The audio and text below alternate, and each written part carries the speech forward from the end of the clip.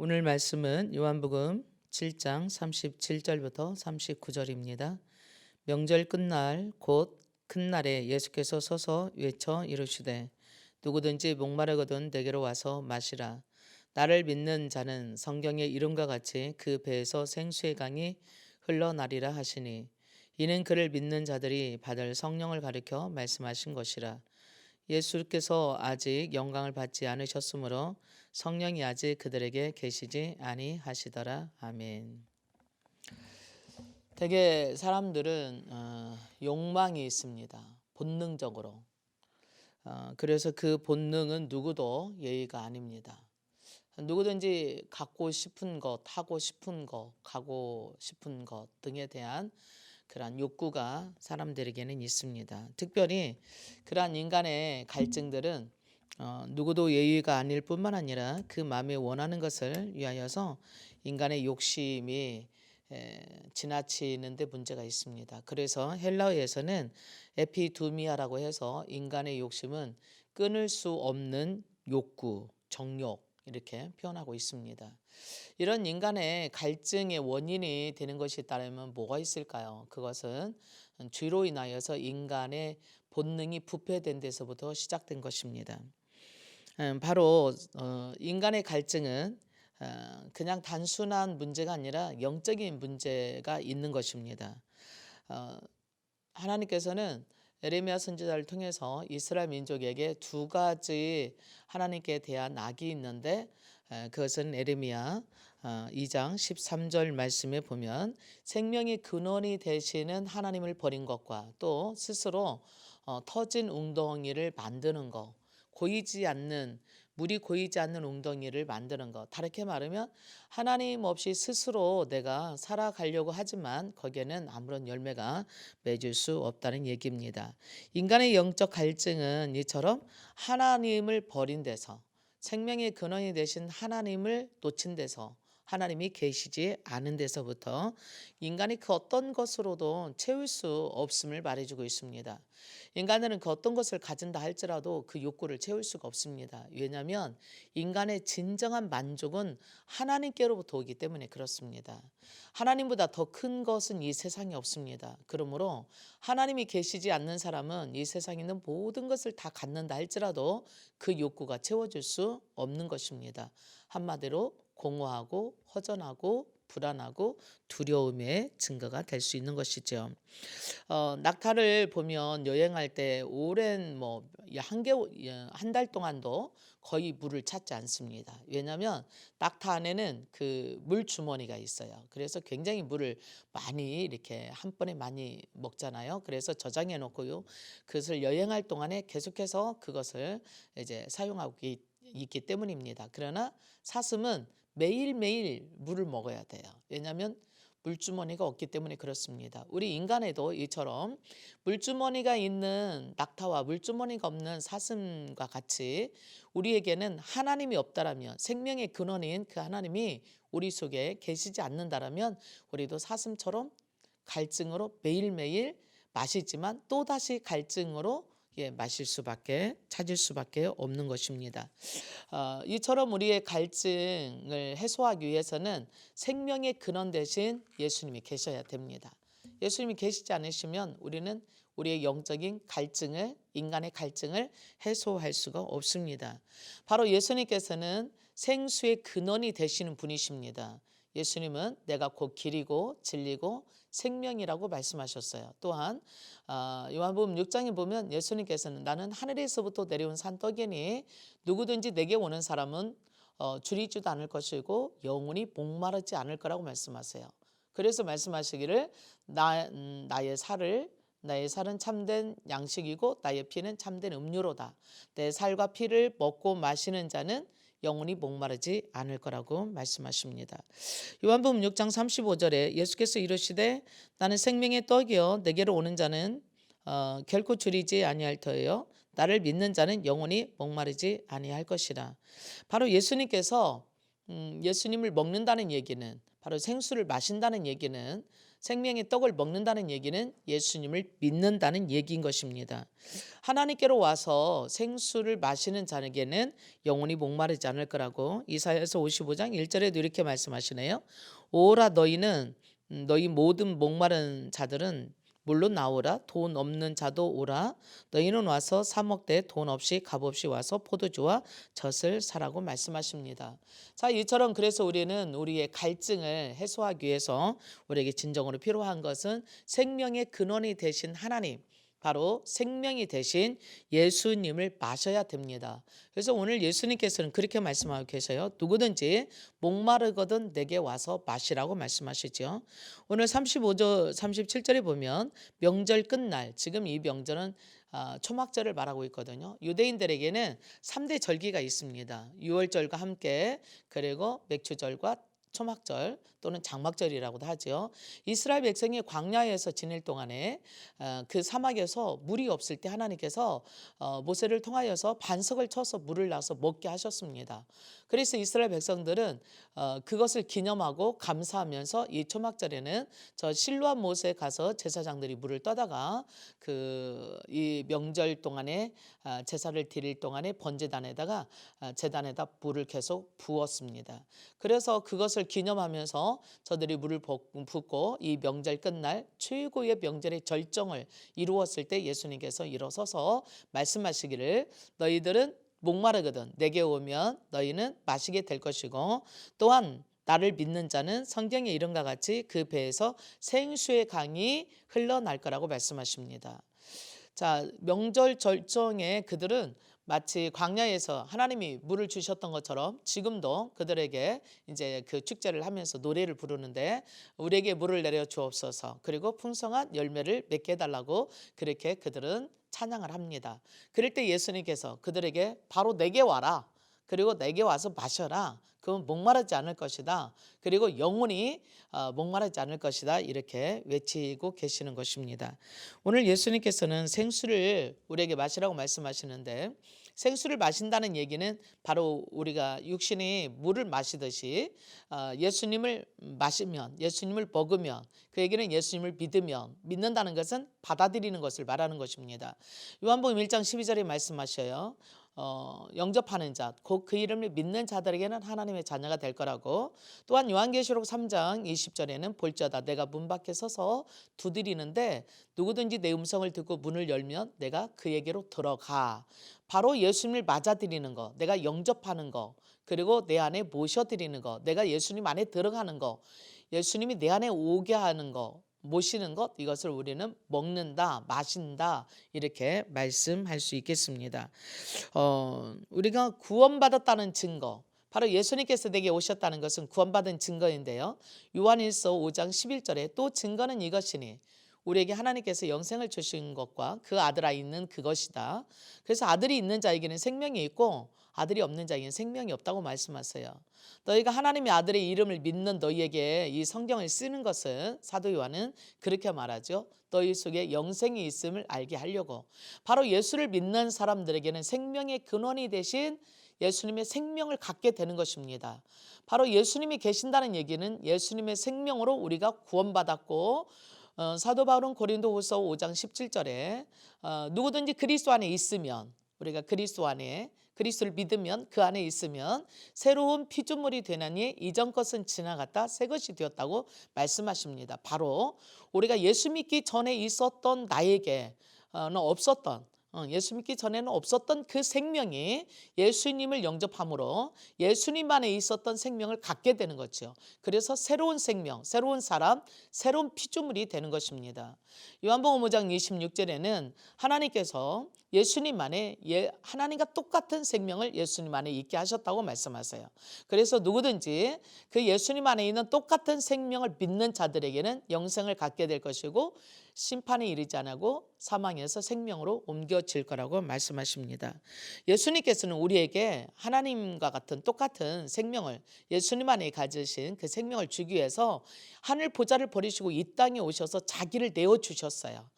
우리에게 생명을 내어주셨다는 얘기예요. 그래서 예수님께서는 자기 몸을 우리를 위해서 대신 내어주시고 우리에게 그 생명을 주고 죄의 값을 지불하시고 십자가에 죽으심으로 우리를 의롭다 하심을 얻게 하셨다라고 로마서 3장 24절에는 그렇게 말씀하고 계십니다. 우리는 바로 우리의 영적인 갈증을 해소하기 위해서는요, 생명의 근원이 되신 예수님을 마셔야 됩니다. 생명의 근원이 되신 예수님을 마시지 않는 사람에게는 생명을 가질 수가 없어요. 그래서 누구든지 내게 오면, 목마른 자 내게 오면 이 생명을 가질 수 있다고, 누구든지 나를 믿는 자는 구원을 얻으리라고 그렇게 말씀하고 계십니다. 그래서 오늘 저와 여러분들은 예수님을 믿게 되면, 예수님을 영접하게 되면 예수님의 생명을 가지게 되는 것입니다.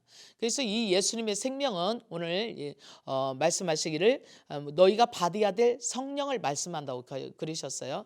예수님은 제자들에게 요한복음 14장에서 내가 아버지께 너희에게 성령을 구할 것인데, 보혜사 성령을 보내주시라고 구할 것인데 그가 오시면 너희 속에 거처를 두고 살게 될 거라고 말씀하셨습니다. 바로 예수님께서 이 세상을 떠나셔서 우리를 위해서 대신 십자가에 죽으시고, 그리고 하나님께 우리를 대신해서 생명의 제물을 드리시고 하늘 보좌인 지성소에 가셔서 우리에게 하나님과 똑같은 생명이신 성령을 보내주실 때 우리가 그 성령으로 새로운 생명을 얻게 될 거라고 말씀하십니다.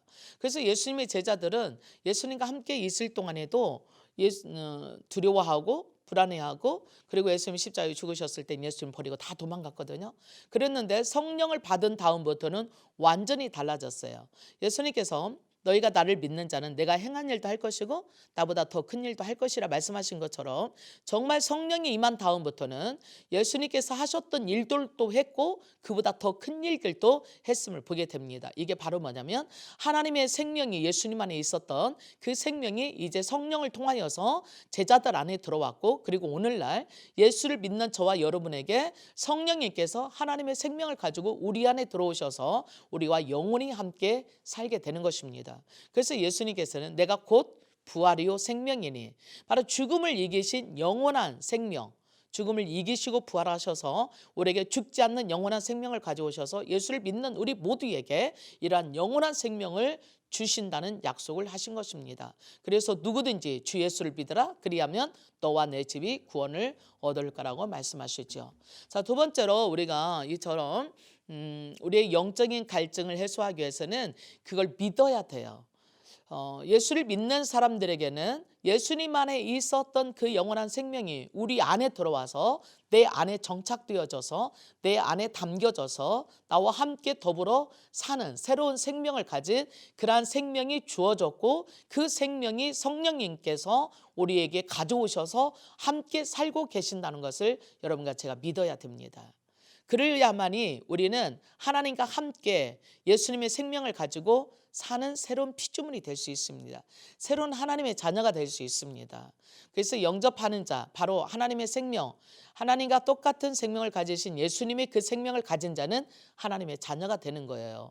우리가 하나님의 생명을 가졌기 때문에 하나님의 자녀가 되는 거잖아요. 그리할 때 우리는 주님이 그리하심처럼 우리도 그리할 수 있게 되는 것입니다. 두 번째, 우리가 영적인 갈증을 해소하기 위하여서는 내 안에 계신 그 성령님, 생명을 가지고 오셔서 이 생명으로 역사하시고 있는 그 성령님의 음성을 우리는 듣고 순종해야 됩니다. 왜냐하면 우리는 갈 바를 알지 못해요.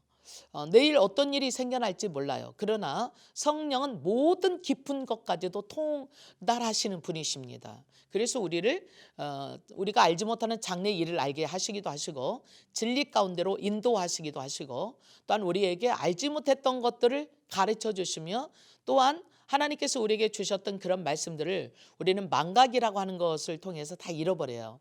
그런데 우리를 생각나게 하셔서 진리 가운데로 잘못된 길로 가지 않도록 인도하십니다. 바로 이 성령님은 하나님의 영과 같은 것이에요.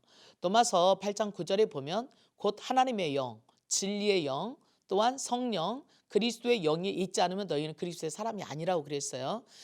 이 영은 죽은 몸을 살리는 하나님의 성령이십니다. 그래서 우리가 이 성령이 내 안에 계실 때 나로 하여금 죽은 몸을 살리게 하시고, 또 장래일을 알게 하시고, 알지 못하는 것을 가르쳐 주시고 깨닫게 하십니다. 그래서 우리로 하여금 잘못된 길을 가지 않게 만들어 주는 거예요. 우리가 기도할 때 이 성령을 우리 안에서 지혜로 가르쳐 주십니다. 그래서 사도 바울은 에베소 교인들을 위해서 이렇게 기도했어요. 에베소서 1장 17절에 보면 지혜와 계시의 영을 우리에게 주사 우리로 하나님을 알게 해달라고 맞습니다. 성령으로 하지 않고는 우리는 하나님을 알 수가 없어요. 성경은 기록되어 있는 문자입니다. 반드시 하나님 말씀이에요. 그럼에도 불구하고 이 성경은 하나님의 영감으로 기록되어 있어요. 그래서 그냥 우리가 문자만 보고는 하나님을 알 수가 없어요. 성령님께서 이 문자가 의미하고 있는 바, 하나님이 뜻하고 있는 바를 가르쳐 주시고 그 말씀을 깨닫게 해 주셨을 때 하나님의 뜻을 그리고 하나님의 계획을 우리는 알게 되는 것입니다. 우리는 똑같이 성경 구절을 읽는데도 불구하고 성령님이 우리를 가르쳐 주시고 깨닫게 하시기 전까지는 그 말씀이 무엇을 의미하는지 몰라요. 예수님이 제자들이 예수님과 함께 3년 동안이나 같이 다니면서 전도도 하고 또 병든 자도 고치면서 또 가르침도 받고 그랬음에도 불구하고 예수님께서 내가 예루살렘에 가면 장로들에게 많은 고난을 당하고 그리고 죽은 다음에 3일 만에 살아나야 되겠다라는 말씀을 그 말씀 무슨 말씀인지 못 알아들었어요. 또한 우리가 요한복음 6장에 보면 보리떡 5개와 물고기 2마리로 5천 명을 먹이시고 그리고 또 12강주리가 남았어요. 그것도 그들은 이해 못했어요. 어떻게? 우리가 200데나리온이 있다 한다 할지라도 이 많은 사람들에게 남자만 장정 5천 명이라고 그랬어요. 이 많은 사람이 우리 어떻게 먹여? 그랬습니다. 또한 예수님은 하나님이시기 때문에 육신을 입고 이 땅에 오셨지만 하나님의 그 본성, 하나님의 그러한 특성이 예수님 바다 위도 걸으실 수 있었어요. 귀신을 쫓아낼 수도 있었고 또한 죽은 자도 살릴 수 있었습니다. 제자들은 바로 예수님과 함께 먹고 지내면서도 그 예수님이 하나님이신 것을 그들은 믿지 못했어요. 그래서 그들은 계속해서 예수님이 누구신지를 물을 때에 사람들은 엘리야라고 그래요. 선지자 중에 한 명이라고 그래요. 그럴 때 예수님이 묻습니다. 그렇다면 너희들은 나를 누구라 하느냐? 쉽게 대답 못했어요. 겨우 베드로가 봉사 문고리 잡듯이 이제 대답한 것도 그것도 바요라 시몬아 네가 복이 있는데 너를 알게 하신 분은 너가 아니야.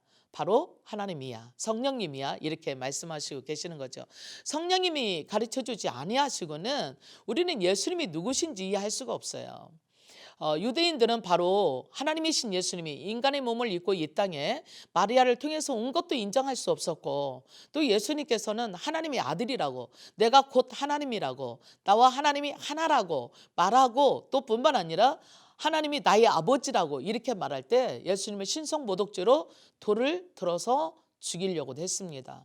그리고 그까지 그를 받아주지 않고 신성모독죄라고 하는 것으로 유대 법정에서 사형 언도를 맞고 십자가에서 죽으시는 결과를 내기도 했습니다. 바로 이처럼 영적으로 하지 않냐고는 예수님을 진정으로 예수님이 누군지 예수님이 말씀하시는 그 말씀이 뭘 의미하는지도 저들은 깨닫지 못해서 예수님은 비유가 아니면 가르칠 수가 없었다고 이렇게 말씀하고 계십니다. 심지어 예수님과 30년 동안이나 살았던 육신의 형제들도 예수님을 이해할 수가 없었습니다. 예수님을 믿지 못했다는 얘기예요. 그리고 예수님의 동네에서 함께 살고 있었던 사람들도 예수님을 환영하지 않았습니다. 오히려 예루살렘에 가서 예수님이 표적 기적을 행함으로 인하여서 놀라워하기는 했어요. 그러나 예수님을 전적으로 믿지 않았어요. 그래서 예수님이 갈릴리에 가셨을 때는 표적을 행할 수 없었더라라고 말씀하고 계시는 것을 보게 됩니다. 바로 저와 여러분이 하나님의 말씀을 우리는 부지런히 들어야 돼요. 그리고 성령님이 깨닫게 해주시는 것을 믿고 받아들여야 돼요. 우리가 기도할 때 성령님께서 우리에게 지시하시는 것도 계시고 교훈하시는 것도 계시고 때로는 책망하시기도 하시고 때로는 가르쳐 주시기도 하십니다.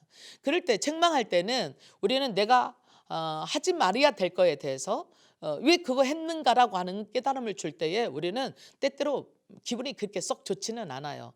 그거 하면 어때요? 세상 사람들도 다 그렇게 사는데 내가 그것 좀 한다고 해서 하나님께 손해가 됩니까? 이런 막말로 이렇게 조금 도전적인 그리고 조금 불순종적인 그러한 것들이 우리 속에 있는 것을 보게 됩니다. 뿐만 아니라 하기 싫은 것을 하라고 지시하실 때가 계세요. 어떤 사람은 뭐 선교사로 가라는 사람도 있고, 어떤 사람은 굳이 하는 사람도 있고, 어떤 사람은 뭐 이렇게 좀 겸손하고 낮아져서 그를 잘 섬기라는 사람도 있고, 때로는 심지어 저 같은 경우는 좀 황당하게 내가 전혀 알지 못하는 그 사람에게 도움의 손길을 주게 하시는 경우도 있고, 아니면 때로는 하나님이 뭐 금식하라고 하는 마음을 주실 때도 있고, 철회하게 하실 때도 있어요. 철회하게 할 때는 내가 작정을 하고 철회해야겠지 할 때도 있지만, 사실은 잠이 오지 않아서 이 시간에 뭐 하지? 책을 보자니 너무 피곤하고, 그러면 그냥 눈 감고 할 수 있는 게 뭐겠어요? 기도할 수 있는 거거든요. 그러다 보면 새벽이 될 때도 있어요. 그때는 깨닫지 못했지만 무언가 내가 기도해야 돼서 하나님께서 잠을 자지 않게 하시고 기도하기를 원하셨구나. 뒤에 깨닫는 거예요. 진작에 깨달았더라면 얼마나 좋았겠어요. 기쁜 마음으로 하나님 내가 이렇게 기도합니다. 그럴 건데 그러지 않을 때도 있어요. 이처럼. 때로는 내가 하고 싶은 대로 내가 주인이 되어서 내가 갖고 싶은 거 또는 행하고 싶은 것들이 있는데, 그것을 하나님께서는 기뻐하지 않으시는 것 같아서 그걸 주저할 때 있죠. 바로 그게 성령의 음성인 것입니다. 성령께서 우리에게 가르쳐 주시고 지시하시고 교훈하시는 거예요. 우리가 이처럼 성령의 말씀에 내 안에 주시는 이런 깨닫게 해주시는 말씀들에, 또 실제로 성경에 기록되어 있는 그런 말씀들을 순종하지 않는다면 우리는 우리의 영적인 갈망을 해결할 수가 없어요. 우리는 무언가 계속 갖지만 그것이 우리를 만족할 수가 없어요.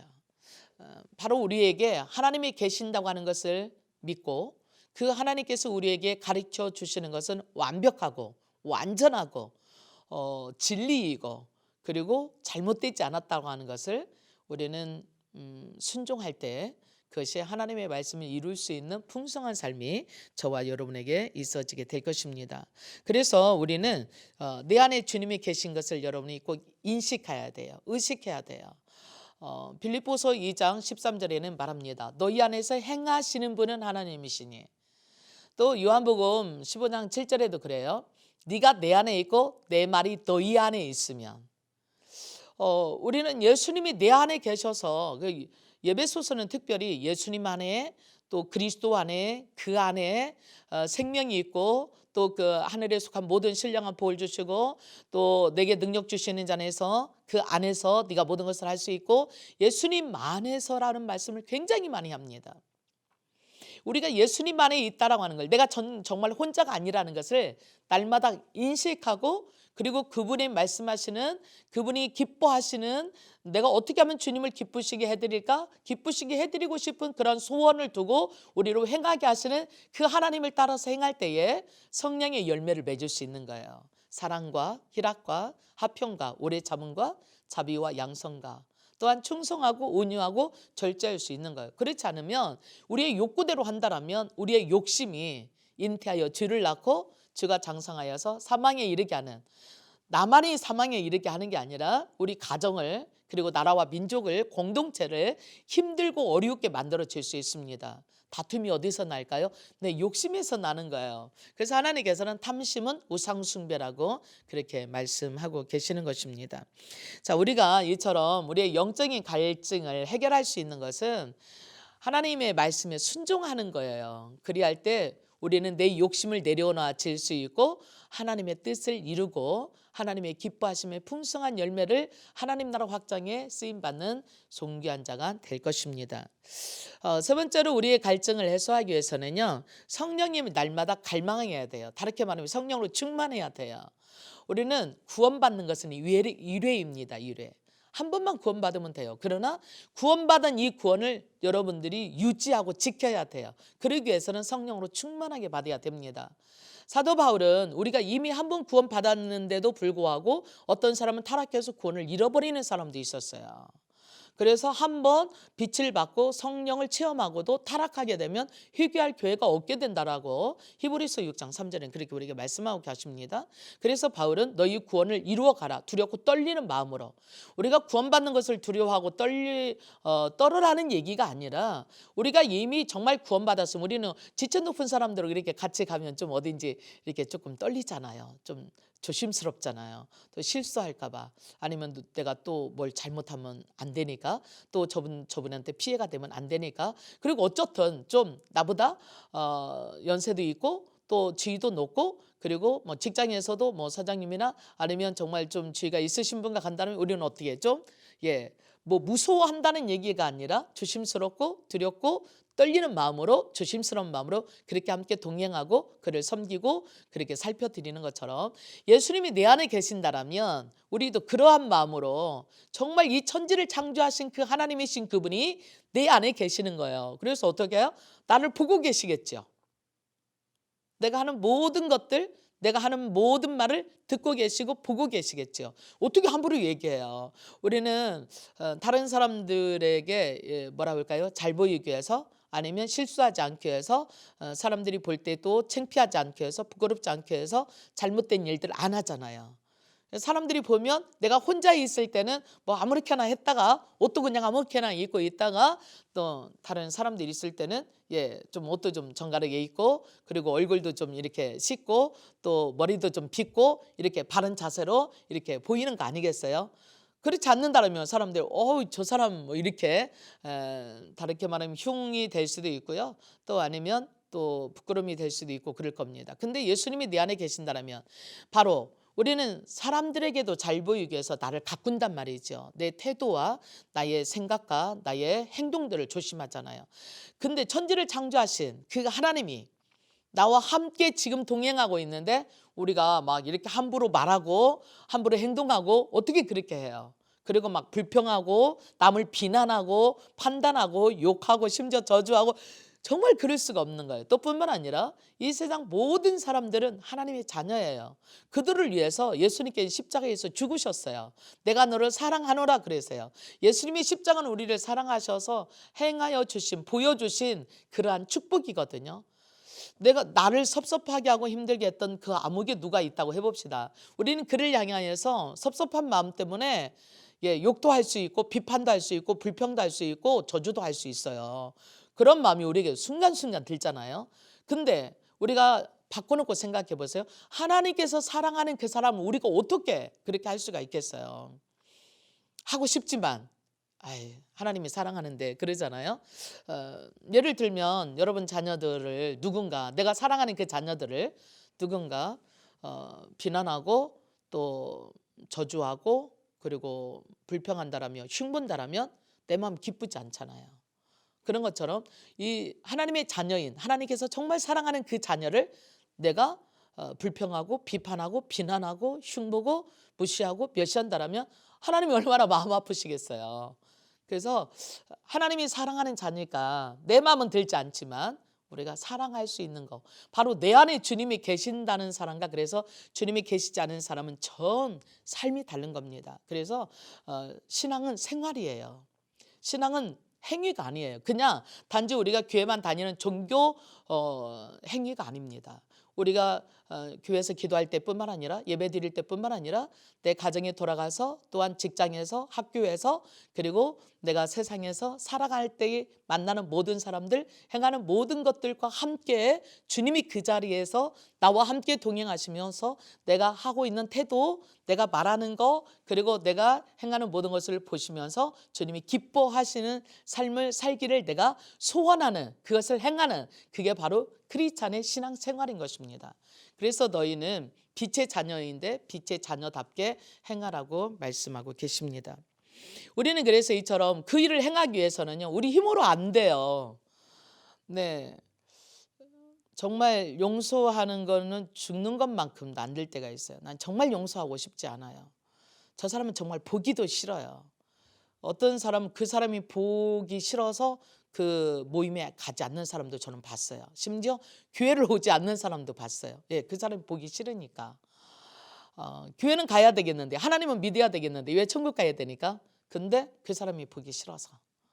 이거는 우리가 정말 생각해 봐야 돼요. 고린도후서 13장 5절이 말해요. 너 자신의 믿음을 시험해 보라고. 네 안에 그리스도가 계신가? 그리스도가 계시지 않는다면 너는 버리운 자라고. 우리 안에 그리스도가 계신다면 어떻게 우리가 그렇게 할 수 있겠어요? 때로는 정말 하기 싫지만 정말 주님께서 나를 위해서 십자가에 죽으셔서 나를 사랑하셨다는 것을, 나를 받아주셨다는 것을 내가 안다라면 우리는 용서하지 못할 사람이 없을 거예요. 예수님 그러셨어요. 너가 너에게 잘못한 사람을 용서한 것 같이 나도 너의 죄를 용서하리라고. 또한 사도 요한은 요한일서 3장에 14절에 그래요. 너희가 사랑하지 않는다면, 미워한다면 사망 가운데 머물러 있는 자라라고 말하고 있습니다. 그러므로 너희는 서로 사랑하라. 어떻게? 내가 너희를 사랑한 것처럼 사랑하라고 말씀하십니다.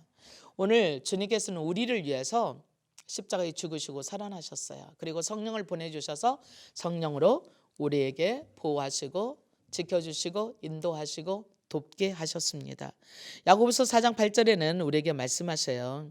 하나님을 가까이 하라. 그러면 너에게 가까이 할 거라고.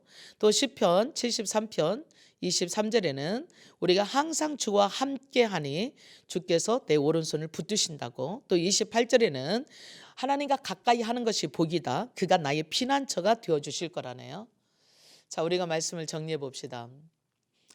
누구든지 목마른 자는 예수님께 나와서 마시라고 해요. 그러면 너희 배에서 생수의 강이 넘쳐나리라. 우리는 마시는 것으로 끝나면 안 돼요. 내 속에서 생수가 넘쳐나서 또 다른 사람도 먹게 해야 돼요.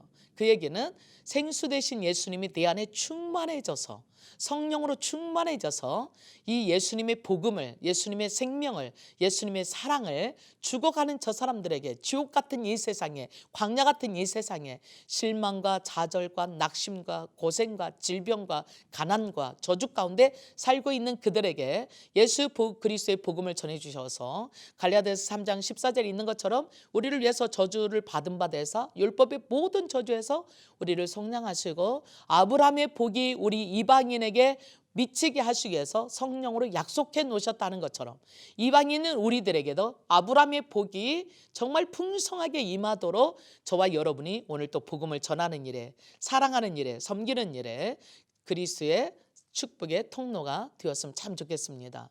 로마서 8장에 말씀하십니다.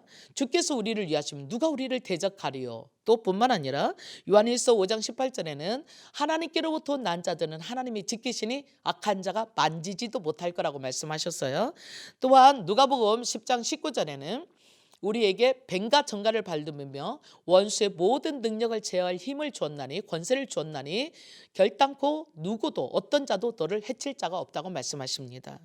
오늘 사랑하는 여러분, 예수님께서는 우리에게 생명수를 주시기 위해서 오셨습니다. 생명의 근원이 되신 주님이 우리에게 영원한 생명을 주시기 위해서 십자가에 죽으시고 죽음을 이기시고 부활하셔서 우리가 영원히 살 수 있는 생명을 가져와 하늘과 땅과 모든 것을 다스릴 수 있는 권세를 우리에게 주시고 너희는 모든 민족으로 가서 제자 삼으라고, 그들에게 나눠주는 축복의 통로가 되라고, 나의 사도가 되어달라고 오늘 우리를 세상에 보냈습니다. 누구든지 예수님께 오기만 하면, 누구든지 예수를 믿기만 하면, 누구든지 주님의 말씀에 순종만 하면, 누구든지 성령께서 함께하여 주셔서 성령으로 충만하여 우리를 지켜주시고 보호하시고 능력 있게 세상을 승리하게 하실 거라고 약속해 주셨습니다. 오늘 저와 여러분 예수님께로 와서 예수님을 믿고 그리고 의식하며 그분에게 순종하고 그분을 바라보며 따라갈 때에 오늘 이와 같이 승리할 수 있는, 그리고 전함으로 축복된 삶을 살게 되기를 주의 이름으로 축복합니다. 함께 기도하겠습니다. 참 좋으신 하나님, 누구든지 목마르거든 내게 와서 마시라. 예수님께 오기만 하면 우리의 갈증이 해결될 수 있고 우리를 이기게 하신 하나님, 우리가 하나님을 떠남으로 인하여서, 하나님을 버림으로 인하여서 우리에게 갈증이 왔고 목마름이 왔고 우리에게 영원한 멸망이 왔는데, 오늘 우리로 하나님을 만나게 할 수 있도록 길과 진리와 생명이 되신 주님, 오늘 예수님으로 말미암아 하나님 나라 가는 길이, 주님을 만날 수 있는 진리가, 하나님의 영원한 생명이 심판에서 이제 사망에서 생명으로 심판이 지나가게 되는 영원한 생명을 누릴 수 있는, 이 생명을 나만 누릴 것이 아니라 지금도 죽어가는 수많은 사람들에게 영원한 생명을 나누어 줘 함께 구원받고 축복받고 복된 삶을 사는, 하나님 나라를 확장시켜가는 우리 돌단교회 모든 성도들이 하나님 될 수 있기를 축복하고 예수님 이름으로 기도합니다. 아멘.